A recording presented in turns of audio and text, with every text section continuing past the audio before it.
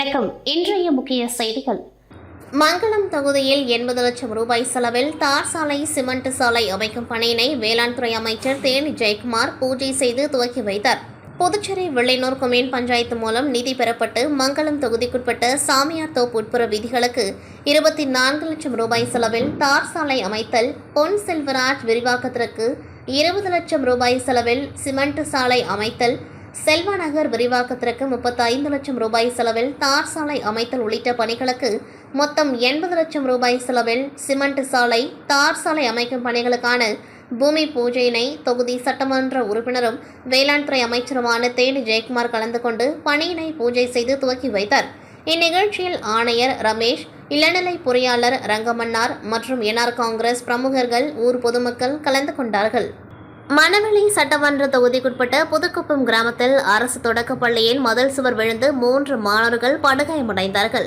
பலமுறை புதுக்குப்பம் ஊர் மக்களின் சார்பாகவும் பெற்றோர்களின் சார்பாகவும் புதுக்குப்பம் அரசு பள்ளி பழுதடைந்துள்ளது.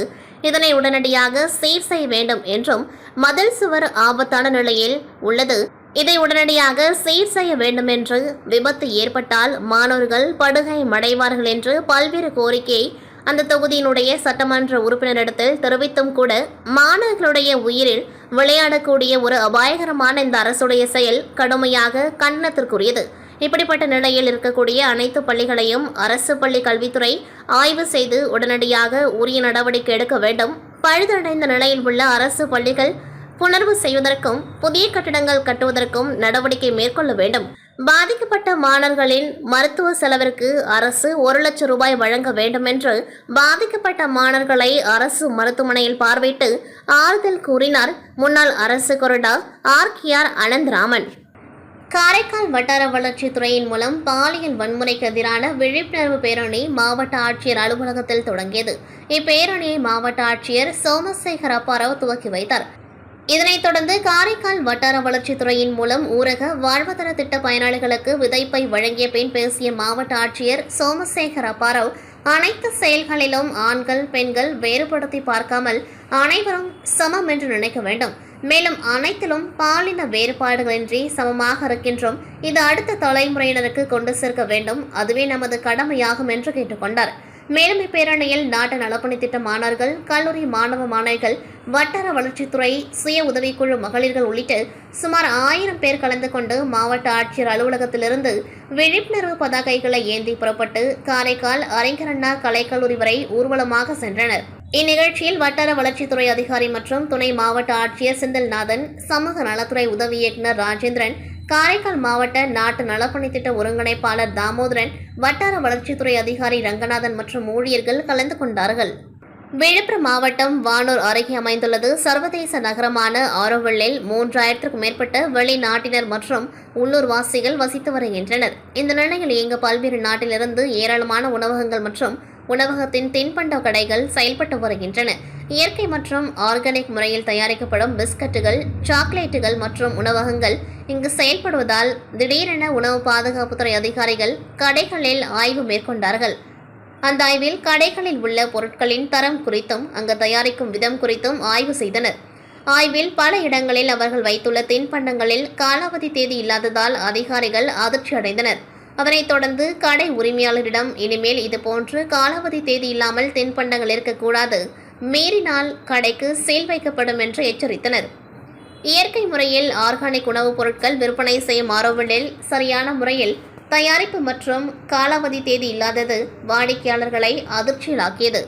புதுச்சேரி கிராம பகுதியான விநாயகம்பட்டு கிராமத்தில் சுரக்ஷா சேவா அமைப்பு இயக்கத்தின் தலைவரும் முன்னாள் இராணுவ வீரருமான பிரகாசம் சுற்றுவட்டார கிராம பகுதிகளில் இருந்து அரசு வேலைக்கு கிராமப்புற மாணவர்கள் செல்ல வேண்டும் என்பதை குறிக்கோளாக கொண்டு சுரக்ஷா சேவா அமைப்பை செயல்படுத்தி வருகின்றார். இதுவரை விநாயகம்பட்டு மற்றும் அதனை சுற்றியுள்ள கிராமப்புற பகுதிகள் மற்றும் தமிழக பகுதிகளில் இருந்து சுமார் 40 மாணவர்கள் புதுச்சேரி காவல்துறை மற்றும் தமிழக காவல்துறை, இராணுவம், தீயணைப்புத்துறை போன்ற அரசு வேலைக்கு சென்றுள்ளனர். குறிப்பாக சமீபத்தில் காஞ்சிபுரத்தில் நடந்த இராணுவ ஆள் சேர்ப்பு முகாமில் சுரக்ஷா சமூக சேவா இயக்கத்தின் மூலமாக பயிற்சி பெற்று சென்ற 5 இளைஞர்கள் அனைவரும் இராணுவ வேலைக்கு தேர்ச்சி பெற்றுள்ளனர்.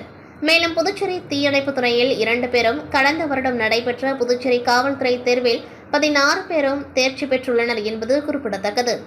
மேலும் சுரக்ஷா சேவா அமைப்பின் தலைவர் பிரகாசம் கூறுகையில், கிராமப்புறத்தில் உள்ள இளைஞர்கள் வாழ்வாதாரத்தை உயர்த்திக் கொள்ள வேண்டும்.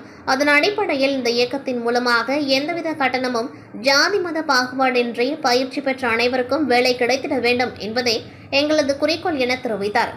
புதுச்சேரி அடுத்த விழுப்புரம் மாவட்டம் கோட்டக்குப்பம் பெரிய முதலியார் சாவடி பகுதியில் பிளாஸ்டிக் குப்பை மறுசுழற்சி மையம் அமைக்க தமிழக அரசு முடிவு செய்துள்ளது. இந்த நிலையில் கோவில், பள்ளிகள் மற்றும் குடியிருப்புகள் நிறைந்த பகுதியில் இந்த பிளாஸ்டிக் குப்பை மறுசுழற்சி மையம் அமைந்தால் நிலத்தடி நீர் மாசுபடுதல், மாசுமடைந்த காற்று, ஆரோக்கிய பாதிப்பு மற்றும் தொற்று நோய்கள் அதிகம் ஏற்பட வாய்ப்புள்ளதாக கூறி அப்பகுதி மக்கள் 75க்கும் மேற்பட்டோர் கோட்டக்குப்பம் நகராட்சி அலுவலகத்தை முற்றுகையிட முயன்றனர். அப்பொழுது அவர்களை போலீசார் தடுத்ததன் பேரில் நகராட்சி அலுவலக வாயிலில் கண்டன ஆர்ப்பாட்டத்தில் ஈடுபட்டனர். தொடர்ந்து பிளாஸ்டிக் குப்பை மறுசுழற்சி மையம் அமைவதற்கு எதிர்ப்பு தெரிவித்து கோட்டக்குப்பம் நகராட்சி மற்றும் தமிழக அரசை கண்டித்து பொதுமக்கள் கோஷங்களை எழுப்பினர்.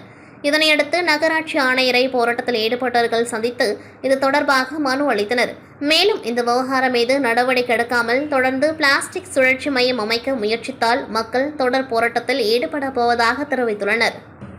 ஆறுவில் குயிலாப்பாளையம் பகுதியைச் சேர்ந்த செந்தில், குணசீலன் மற்றும் கடப்பேரி குப்பத்தை சேர்ந்த சரண்ராஜ் 3 பேரும் கட்டடங்களுக்கு பெயிண்ட் அடிக்கும் தொழிலில் செய்து வந்தனர்.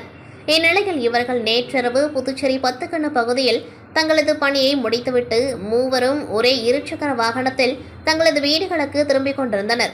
வாகனத்தை செந்தில் ஓட்டிக்கொண்டு இரவு 11 மணியளவில் புதுச்சேரி துத்திப்பட்டு அருகே சென்று கொண்டிருந்த பொழுது சாலை ஓரமாக நின்று கொண்டிருந்த லாரி மீது வேகமாக மோதியுள்ளனர்.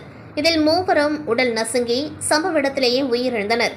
இந்நிலையில் 3 பேரின் மரணத்திற்கு 10 கண்டு மற்றும் தொண்டமானத்தம் பகுதியில் இயங்கி வரும் தொழிற்சாலைகளின் கனரக வாகனங்களே காரணம். விதிகளை மீறி சாலைகளின் இருபுறமும் கனரக வாகனங்களை நிறுத்தியதால் தொடர்ந்து விபத்துகள் ஏற்பட்டு வருகின்றது. இதுகுறித்து பலமுறை வில்லியனூர் போக்குவரத்து காவல்துறைக்கு புகார் அளித்தும் நடவடிக்கை எடுக்காததால் வில்லியனூர் போக்குவரத்து காவல்துறை அதிகாரிகள் மீது புதுச்சேரி அரசு சட்டப்பூர்வ நடவடிக்கை எடுக்க வேண்டும். மேலும் அலட்சியமாக செயல்பட்ட போக்குவரத்து காவல்துறை அதிகாரிகளை முதல் குற்றவாளியாக சேர்க்க வலியுறுத்தியும் சுமார் 100க்கும் மேற்பட்ட பகுதி மக்கள் மற்றும் விடுதலை சிறுத்தைகள் உள்ளிட்ட கட்சியினர் 10 கண்ணு சாலையில் அமர்ந்து தொடர்ந்து சாலை மறியலில் ஈடுபட்டனர். இதனால் போக்குவரத்து பெரிதும் பாதிக்கப்பட்டது. இதுகுறித்து தகவல் அறிந்து வந்த காவல்துறையினர் போராட்டத்தில் ஈடுபட்ட பொதுமக்களிடம் பேச்சுவார்த்தை நடத்தியதன் பேரில் போராட்டத்தை கைவிட்டு அனைவரும் கலைந்து சென்றனர். இத்துடன் செய்திகள் நிறைவடைகின்றது. நன்றி, வணக்கம்.